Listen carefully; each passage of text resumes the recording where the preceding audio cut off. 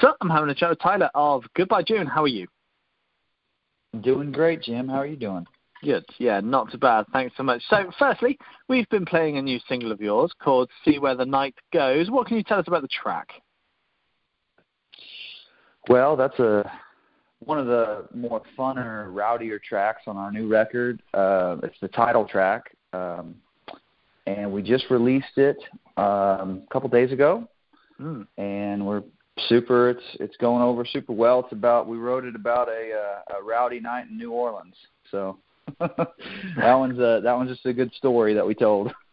Good. And I mentioned it's come off your new record. How does this record sound in comparison to your previous records? Well, I think this record's more straightforward. It's more simple. It's more. I think it's more powerful. You know, it's just simple and powerful, and it's just a big rock record. So we followed the production style of a lot of our heroes, and so we wanted to see what Goodbye June sounded and felt like through that lens. You know, like looking through the same lens that a lot of our heroes looked through, I guess you could say. Like we recorded everything straight to 2-inch tape, and you know, not a lot of production. It was a lot of getting the band in the studio and live takes, and I think you feel it on the record when you listen to it. You feel that energy, you feel that rawness, and really proud of it. Yeah, absolutely. And obviously over the last couple of years, we've been in and out of pandemic and quarantining and all things like that. How much of an impact did that have on this record? It's a big impact. We were set 2020, early 2020. We had the whole year booked pretty much, and we had lots of great supporting acts for big artists, and then a headlining run for ourselves, and we had, I would say, 9 major festivals, and it was going to be a really big year for us, and we were supporting our second record, Community Inn, and that all, you know, obviously with the pandemic, everything shut down for everyone, so it's not like, you know, boo-hoo, woe is us. It's just, you know, everybody was hit hard. But so what we did was, you know, we were kind of scared and we didn't know what the future was. So we did what we always do, which is me, Landon, and Brandon. We set up a rehearsal space in my garage and set up drums, bass, and you know, a guitar rig, and we just played as a 3-piece, and we wrote the majority of See Where the Night Goes record during that lockdown pandemic time. So it was a really unique way. We were in a really unique headspace, if that makes sense, as the whole world was, because we were all on edge and we didn't know what was going on. So I think the pandemic was the cause of the record. You know, I don't think we would have done this record the way we did it without the pandemic. So I think it's directly responsible for it. And with all that time that you've had writing, because you couldn't go out and tour and do festivals and things, you must have written a load more tracks than the ones we've got to hear already. So have you already started work on record 4, or is it kind of those were done during that time, we're going to leave it and see what happens next? Well, I'll tell you this. I'm always writing, and Landon and Brandon are always writing, and how we typically put together records is we'll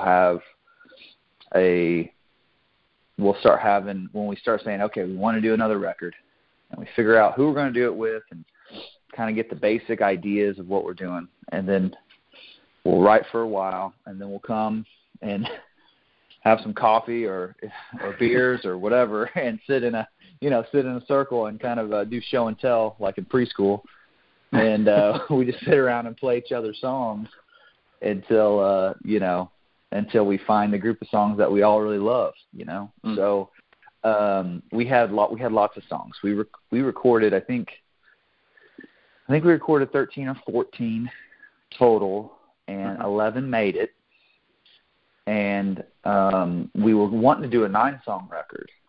So we wanted to do it even smaller, but we just had the 11 songs that made the record that we were just like, God, these are all really special. So we made it an 11-song record versus a 9-song.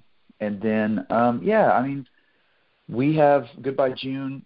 I would definitely say we write a lot of music. So, I got probably over 100 demos on my phone of songs that, the public may never hear, So we try to, but that's how, like, I know, like, I'm from Indiana, right, in the United States. And Indiana, there's an artist called John Mellencamp, who is a folk artist and kind of a folk rock artist that's very, very popular in that region.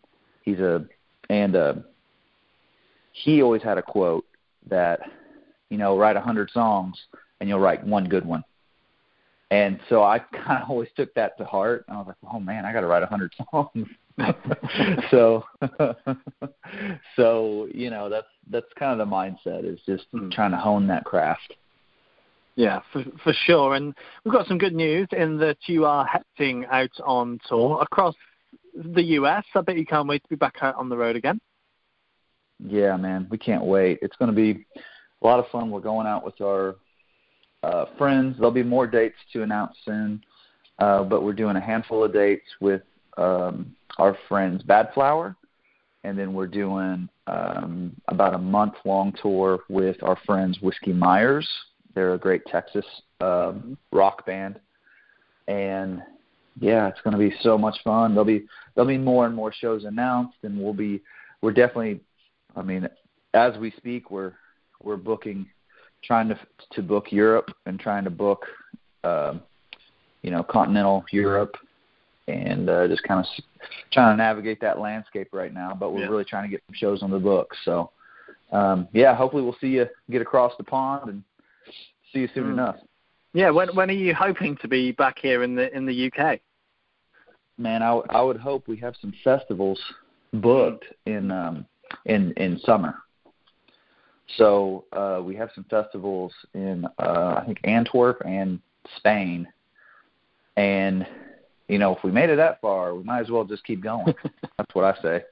Yeah, absolutely. The last time we had a chat was at Download Festival, kind of coming up to 3 years ago now. So festivals over here is probably where you can kick it all off. Yeah, I hope so. Excellent, fantastic. Well, Tyler, it's been a pleasure having a chat with you. Oh yeah, always, Jim. Man. You, how are you doing? How's the station? Everything going good over there with you? All good. Yeah, keeping busy. The show now is going out on 67 radio stations in 9 countries.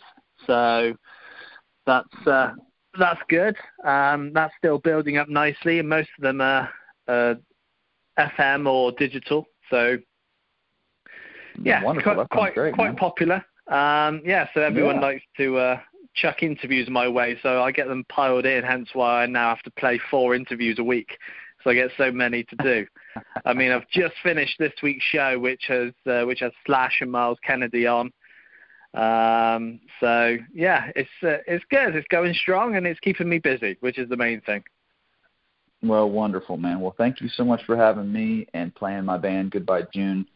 Obviously, UK and continental Europe has always been big champions and supporters of my band, and we love y'all over there.